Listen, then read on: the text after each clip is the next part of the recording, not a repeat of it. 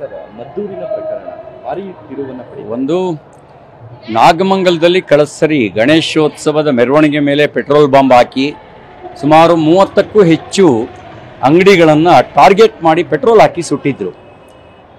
ಮತ್ತು ಮಂಡ್ಯದ ಮದ್ದೂರಿನಲ್ಲಿ ನಿನ್ನೆ ಗಣೇಶೋತ್ಸವದ ಮೆರವಣಿಗೆ ಮೇಲೆ ಕಲ್ಲು ತೂರಾಟ ಮಾಡಿದ್ದಾರೆ. ನನಗನ್ಸುತ್ತೆ ಇದನ್ನು ಒಂದು ಟೆಸ್ಟ್ ಡೋಸ್ ಕೊಡ್ತಾ ಇದ್ದಾರೆ. ಹಿಂದೂ ಸಮಾಜ ಮತ್ತು ಸರ್ಕಾರ ಹೇಗೆ ಪ್ರತಿಕ್ರಿಯಿಸುತ್ತೆ ಅಂತ ಟೆಸ್ಟ್ ಡೋಸ್ ಕೊಡ್ತಾ ಇದ್ದಾರೆ. ಕೇರಳದ ಮಾದರಿಯನ್ನು ಇಲ್ಲಿ ಅನುಸರಿಸ್ತಾ ಇದ್ದಾರೆ. ಈ ರೀತಿ ಕೋಮುಗಲಭೆಯನ್ನು ಹುಟ್ಟಾಕಿ ಸಾಮಾಜಿಕ ಕಂದಕವನ್ನು ದೊಡ್ಡದು ಮಾಡಬೇಕು ಅಂಥೇಳಿ ಒಂದು ಷಡ್ಯಂತ್ರ ನಡೆದಿದೆ. ನನಗೆ ಆಘಾತ ಆಗಿರೋದು ಸಾಗರದಲ್ಲಿ ಚಿಕ್ಕ ಮಕ್ಕಳು ಗಣೇಶನ ಮೆರವಣಿಗೆ ಹೋಗ್ತಿರ್ಬೇಕಾದ್ರೆ ಅದಕ್ಕೆ ಉಗುಳೋ ಕೆಲಸ ಮಾಡ್ತಾರೆ ಮೂರ್ತಿ ಮೇಲೆ. ಅಂದರೆ ಅವರಿಗೆ ಈ ರೀತಿ ದ್ವೇಷ ಎಲ್ಲಿಂದ ಸೃಷ್ಟಿಯಾಯಿತು? ಮಕ್ಕಳು ದೇವರಿದ್ದಂಗೆ ಅಂತ ಹೇಳ್ತಾರೆ. ಆದರೆ ಆ ಮಕ್ಕಳಲ್ಲಿ ದೇವರ ಮನಸ್ಥಿತಿಯ ಬದಲಿಗೆ ದೆವ್ವದ ಮನಸ್ಥಿತಿಯನ್ನು ಯಾರು ಸೃಷ್ಟಿ ಮಾಡ್ತಾ ಇದ್ದಾರೆ? ಇದನ್ನು ನಾವು ಮೂಲವನ್ನು ಸರಿಪಡಿಸ್ತಾ ಇದ್ದರೆ ಉಳಿದಿದ್ದೆಲ್ಲವೂ ಕೂಡ ಬಾಹ್ಯವಾಗಿ ಕೊಡುವಂಥ ಉಪಶಮನ ಆಗುತ್ತೆ. ನನಗನ್ಸುತ್ತೆ ಮೂಲಕ್ಕೆ ಟ್ರೀಟ್ಮೆಂಟ್ ಕೊಡಬೇಕು.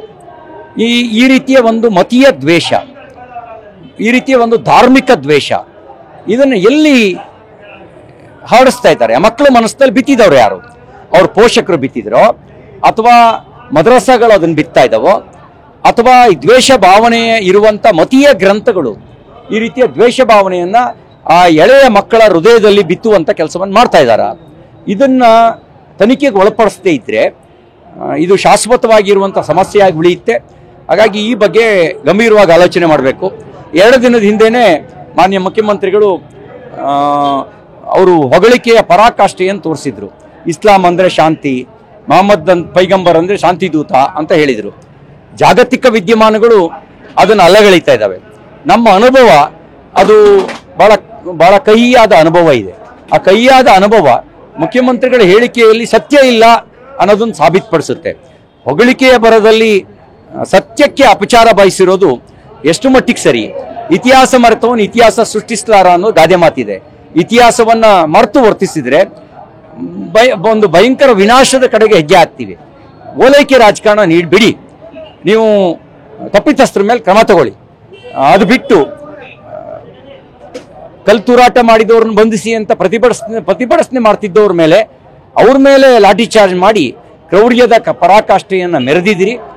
ನಿಮ್ಮ ಈ ಒಂದು ತಪ್ಪಿಗೆ ಕ್ಷಮೆ ಇಲ್ಲ. ಕಾಲ ಎಲ್ಲದಕ್ಕೂ ಉತ್ತರ ಕೊಡುತ್ತೆ ಅಂತ ಹೇಳ್ತಾರೆ. ಆದರೆ ನೀವು ಭಾಳ ಕೆಟ್ಟದಾಗಿ ವರ್ತನೆ ಮಾಡಿದ್ದೀರಿ. ನಿಮ್ಮ ಕೆಟ್ಟ ವರ್ತನೆಗೆ ಕ್ಷಮೆ ಇಲ್ಲ.